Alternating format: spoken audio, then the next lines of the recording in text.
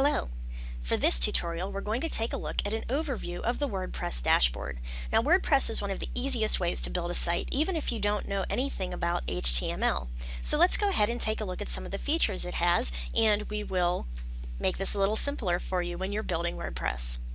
The first thing I'm going to do is look at my dashboard. And up here, it tells me that WordPress 3.4 is available, and it asks me to update. So I'm going to go ahead and do the update. And this will allow me to update it now or download 3.4. I'm just going to have it do an automatic update by clicking on Update Now. And it shows me some of the new features of WordPress 3.4. At the top, it allows us to click and visit our site. It also shows us how many plugin updates we have and theme updates. It allows us to look at comments that are awaiting moderation to be published on our WordPress page, and it allows us to click New to make a new post, add new media, add a new link, a new page, or a new user. Over on the right, you can edit your profile or log out. Here on the left, you'll see the dashboard. And when you click on the dashboard, it's going to take you to the main area where you can edit all kinds of things in your WordPress page. This shows you the basic settings, you can add content, and customize your site. So let's go ahead and take a look first at the updates. Again, these are the WordPress updates. Down below are the plugin updates. So if we have any plugins, and right now I have Akismet, I have 2.5.3 installed automatically when I get a WordPress page, but I can update to 2.5.6, and I can view all the details and click Update Plugins. Below are my themes. This allows me to update any new themes, and right now we can use 2011 or 2010, and those are standard themes that all WordPress accounts come with. Next, let's look at posts. Posts allow you to actually put your first post on your website, and this will allow you to look at each post that you have, and as you add a new post, it's going to put it onto your front page above your last post. You can click Add New, you can look at categories, and it will allow you to separate all your posts into categories, choose their parents to decide whether they're going to appear on your site or not, and it shows you your uncategorized ones. Next, it allows you to tag your posts, and this is going to allow you to basically put in meta tags. So if somebody is looking up a subject that you have written about in your post, you'll come up on the search engines. Next is the Media tab, and the Media tab allows you to upload pictures, PDF files, and all kinds of other media files that you can link to your web page. And you can click on Add New, and you can either drag your files in or click on Select Files. Below that are the links, and this is going to show you different links that you can hook up to your web page, and these are just basic links that it suggests you can have, but you can always go in and you can check any ones of these off that you don't want, click on Bulk Actions and delete them, and click Apply. You can also search for links over here on the side. Next are your pages. Your pages allow you to set up permanent web pages that won't be affected every time you make a new post unless you choose for them to be. And these allow you to make permanent web pages that won't change when you post a new post for them unless you choose to have them do so. And it shows you how many you have altogether and how many are published. This is the All Pages tab, or you can click on Add New. And Add New allows you to put in the title plus all of your content. You can save a draft, preview what you've done, change your status from draft to pending review. You can change your visibility from public to password protected to private, and you can choose to publish immediately or later, and click on Publish, but we'll go over that in a future tutorial. Next are comments. Some people choose not to have a comment section on their WordPress page, but this is where you can decide how you're going to allow people to comment on your content.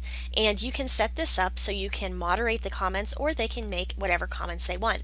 Many people choose to go ahead and moderate the comments so they know that there's not going to be any spam or, let's just say, undesirable comments on their page. Next, we've got appearance. An appearance allows us to choose which themes we want, from the ones that are already in here, or we can install a new theme. Underneath that is widgets, and widgets are neat little programs that you can automatically put onto your web page that will allow you to use all kinds of different functions. For instance, you can see in my main sidebar I've got a search, recent posts, recent comments, etc. And you can even add more through your showcase sidebar.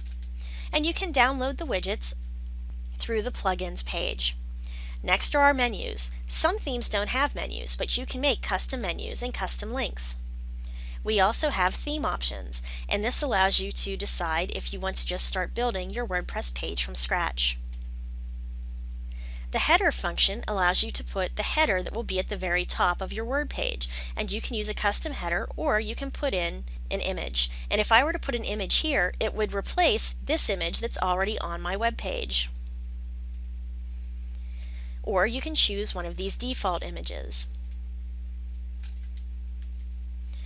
Next is the background. So we can choose a background from a file that we have, and it will allow us to preview it right in here.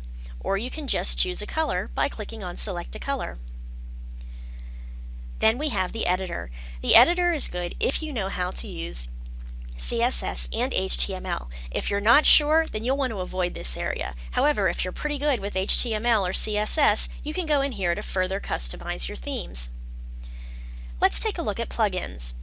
Right now, the plugins that we have, and these are actual little programs that will allow us to have more customization of our WordPress page, shows us all of our plugins, those that are inactive, updates that are available, and that will also show up underneath the plugin, or you can add new. You can click in the search box and put in any type of plugin that you can think of. Let's say that you want to put in a Google custom search. Type that in there, click on search plugins, and a whole list of Google custom search options will show up, and you will just find the one that has the highest rating and is the newest updated. I can also go to Editor. Editor is another place that it's going to allow us to go in and change the PHP files, CSS files, text files, etc. And again, you don't want to touch this if you're not sure what you're doing, because you can completely destroy a page just by accidentally deleting a comma. Next is users. Right now, I'm the administrator, so I'm in here as the administrator. If I want to add more people, I can click on Add New, and when I do that, I can decide what functions they're going to have. So I'll put in their username, email, etc., put their role, and then click on Add New User. And I can look at my profile from here as well. And this allows me to change my personal options in my profile, including my website and other contact information, my biographical information, and I can even put in a new password. Once you do that, you'd click Update Profile. Next is Tools. Tools are going to allow you to import or export certain tools that you can find, and this is an app that lets your browser run and let you grab little pieces of the internet to put on your own page. And finally, we have Settings, and this has general settings for our entire page, writing settings that are going to allow us to post via email, do remote publishing, etc. Reading, which allows us to set all of the settings for people who are reading the pages, so you can choose to have your latest posts on the front page, or you can have them on a static page, etc. We can look at discussion, and this is if you want to allow people to comment on your articles, and you would set these accordingly. Media is next, and media is going to let you set your settings for how you want your pictures, PDF files, video, etc. to come in automatically, and you can always change this later when you actually update the file. We've got our privacy settings, and this allows you to choose whether you want search engines to index the site or not index the site. So you may want to keep it so search engines can't index your site until it's up and perfect the way you want it to be. And finally, we've got the permalinks. The permalinks allow you to choose common settings for day and name, month and name, etc., and other optional choices at the bottom. So that's a very quick overview of your dashboard. If you have any questions, you can always go into the Help button on the top right of your screen. So I hope that this helped you out, and I hope you're really going to make good use of your new WordPress page. Thanks, and we'll see you next time.